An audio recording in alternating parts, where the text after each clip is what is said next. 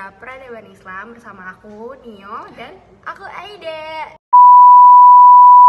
Jadi kita di sini bakalan ngobrolin tentang sejarah peradaban Islam. Pokoknya kayak nggak monoton.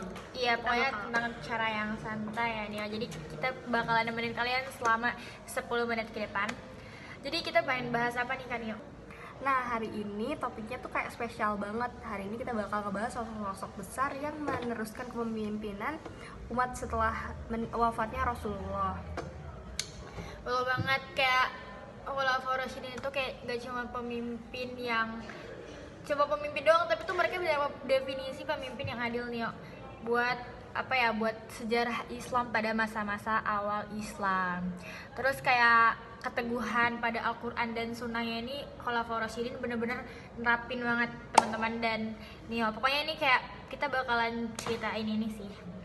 Nah, setelah Rasulullah wafat ini umat Islam itu kayak sempat ada fase dimana cukup berat dan sensitif gitu. Tapi kayak kemudian Allah memberikan 4 khalifah besar, yaitu yang pertama ada Abu Bakar As-Siddiq, yang kedua ada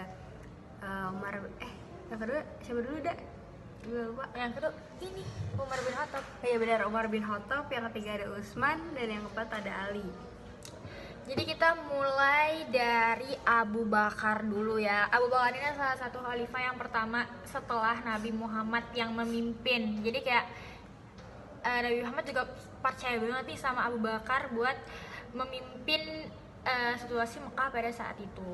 Terus di masa itu tuh benar-benar berat banget karena banyak banget kabilah-kabilah yang murtad kayak gitu nih ya. Terus kayak ada yang gak mau menolak bayar zakat karena itu setelah dipimpin sama Abu Bakar.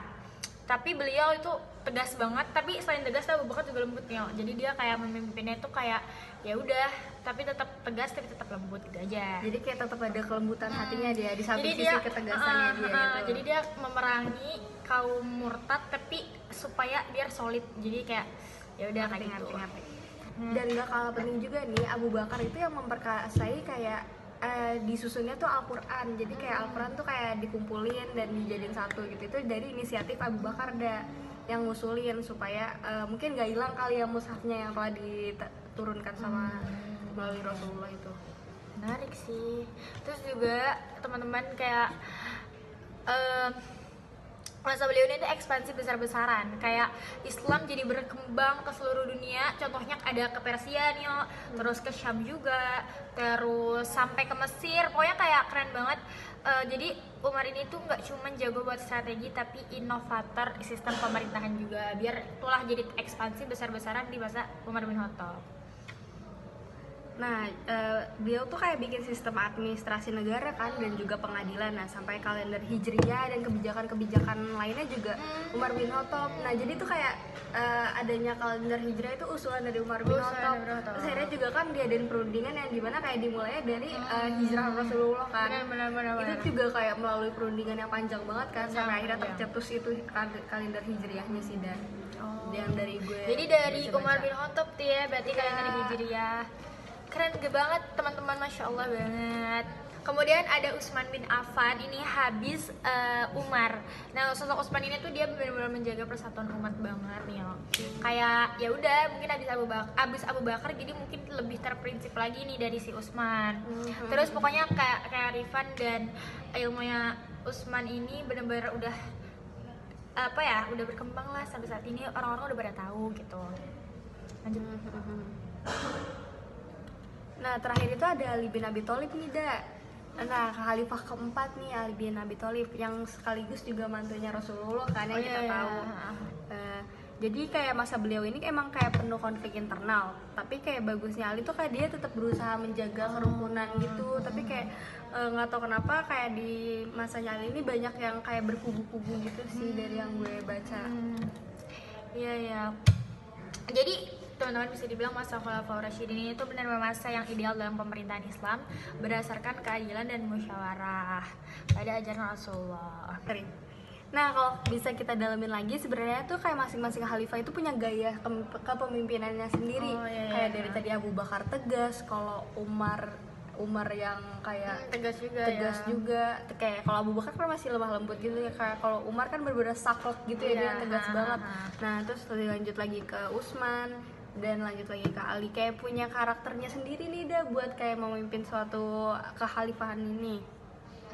Tapi yang kita tahu pasti masing-masingnya itu tuh punya ini gak sih, kepemimpinannya beda-beda tapi tetap menjaga agama dan Bener banget. dan normanya.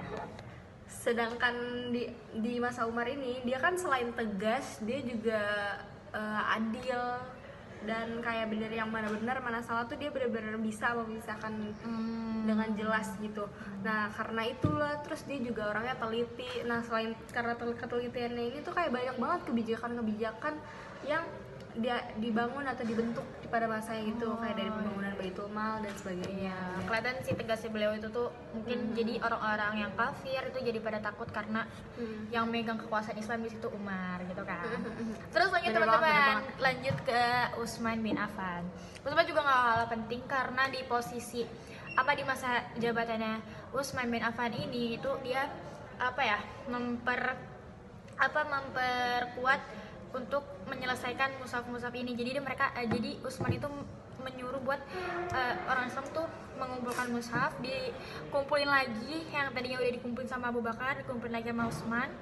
Terus ya udah benar-benar menyelamatkan bacaan umat muslim dan gak ada lagi kerancuan dalam pembacaan Al-Quran. Itu terjadi pada masa Utsman gitu. Nah dan Ali nih, masya Allah banget, beliau tuh kayak pintarnya bukan main, kayak banyak banget kayak khutbah atau nasihat beliau yang jadi rujukan sampai sekarang ini loh. Kayak banyak banget kan kita temuin quotes dan kayak pelajaran-pelajaran yang kita dapat sampai saat ini itu dari masanya Ali, karena dia tuh kayak masya Allah pintar banget dan banyak ilmunya.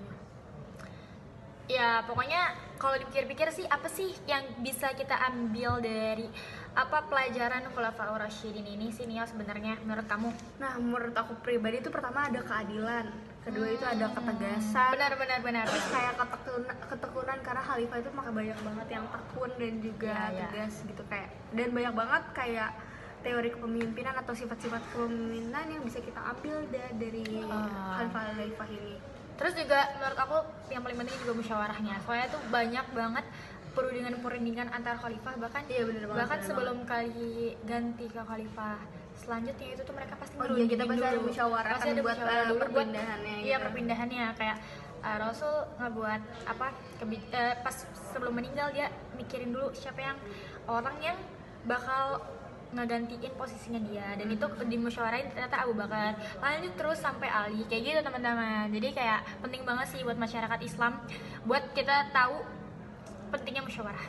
Iya, jadi kayak musyawarah tuh penting banget dan juga kayak meminimalisir terjadinya konflik. Dengan adanya musyawarah kita bisa kayak merundingin bareng-bareng dan juga bisa kayak mendengarkan pendapat dari orang-orang. Benar.